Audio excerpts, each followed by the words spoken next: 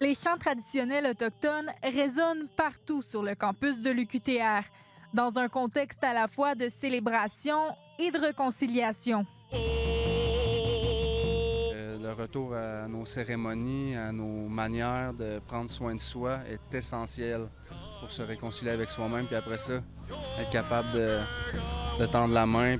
Des propos qui font écho à une transmission de savoir précieux, portés en grande partie par les aînés, gardiens du savoir, et de plus en plus reprises par les jeunes générations. Aider les jeunes à faire des régalias, des jupes à ruban, puis il y en a des jeunes qui s'impliquent vraiment. Oui, on a beaucoup encore à faire de ce côté-là et j'aimerais ça qu'on avance. C'est comme, oui, on peut respirer un petit peu, mais c'est pas assez.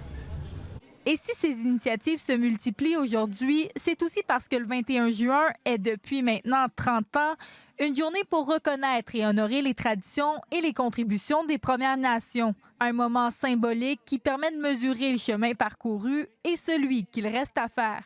C'est vraiment le moment dans l'année où les gens peuvent prendre le moment pour venir se renseigner sur nous autres, les Autochtones, pour prendre du temps aussi pour qu'on apprenne à se connaître, briser des stéréotypes aussi. Oui, l'évolution, ça se sent beaucoup. Puis la main tendue que les Premières Nations ont tant depuis plusieurs années, mais là, on sent qu'il y a une réponse aussi vraiment. Là, la population est curieuse. Au cœur des célébrations, la première ministre du Québec, Christine Fréchette, qui était de passage. Oui, pour la Journée nationale des Autochtones et pour la fête des papas aussi. Je suis venue voir mon papa et puis après ça, venir à la rencontre des communautés autochtones dans le cadre de cette belle fête. Vraiment, c'est bien organisé. Je suis contente qu'on puisse, comme ça, favoriser le dialogue entre les nations québécoises et les nations autochtones. Très belle. Accompagnée du ministre responsable des relations avec les Premières Nations et Inuits, Yann Lafrenière, la première ministre a tenu à rappeler l'importance de poursuivre les efforts de réconciliation.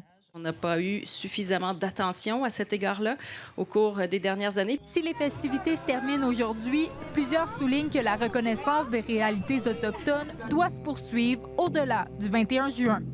Ici Léa Lauzon, Radio-Canada, Trois-Rivières.